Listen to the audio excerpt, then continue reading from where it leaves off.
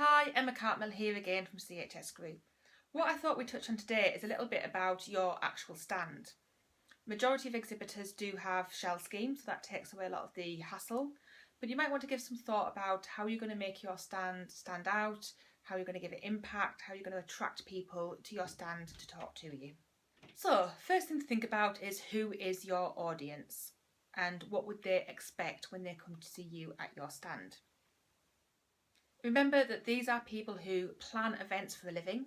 They are used to great experiences. So give some thought to not just the appearance of your stand, but how you're going to look and present yourselves and how you're going to engage with them and inspire them, and reflect really on your stand what experience they would get if they dealt with you in business.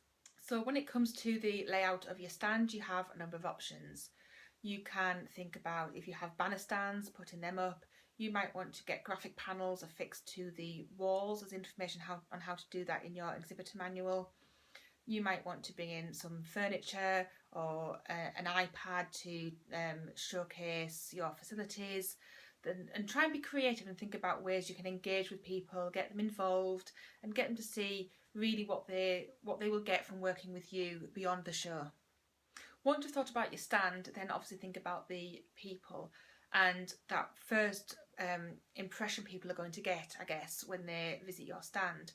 So do you have a kind of meet and greeter person who will chat to people, welcome them, but most important from your perspective, that's really about pre-qualifying people and signposting them. So you might have somebody who will first chat to people, identify they've really got business for you, and then pass them through to a sales director or somebody else on your team who might talk to them in more detail and get their contact details. So just think about the process and the flow through how someone's going to come to your stand, what they're going to experience on it and how you're going to leave them. Finally, think about a call to action. So this is the same as on your website or any marketing literature. What do you want people to do after they've left your stand? So I know personally from going to exhibitions how many times I go to stands and chat to people, be very positive, possibly even show interest in booking a venue with them or buying from them, walk away and they haven't even asked me for my business card. They just give me their details and let me move on. So have you got that process in place to capture details, to have that action point of what you need to do next? And most importantly, what do you want them to do next? Is that to come and see you again, set up an appointment, complete some information? Just give that some thought about capturing that data.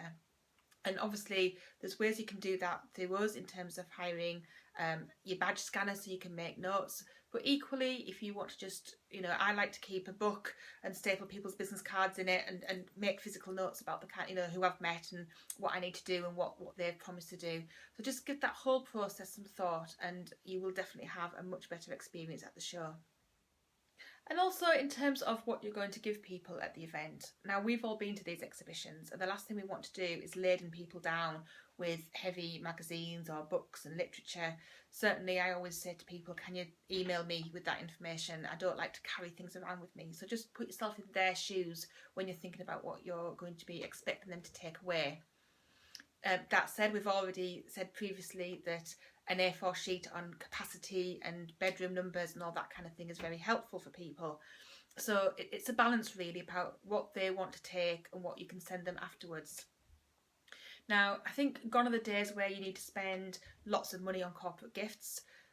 We do work in an industry where our visitors do get lots of treats around the year in different places. So if you want to think about that, obviously you've got to think about your budget and just think about how you can link that in to being memorable. There's lots of different ideas out there on the market now, so just give some thought to what you want your visitors to leave your stand with physically.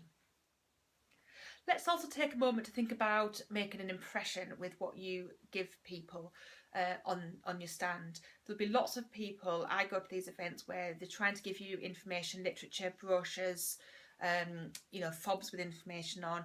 Just try to give some thought to how you can do something a little bit differently, how you can engage with people, do something that perhaps wouldn't expect. It's getting harder and harder to do that, but just if you have a little brainstorm around the office, you might just come up with an idea that's going to leave people with that wow impression once they arrive and depart from your stand. So come back next week because I'll be here and I'm going to be sharing with you something new that we're doing for 2015. The aim is to drive as much traffic to your stand and get as much ROI from the day that we can. So I look forward to sharing that with you next week.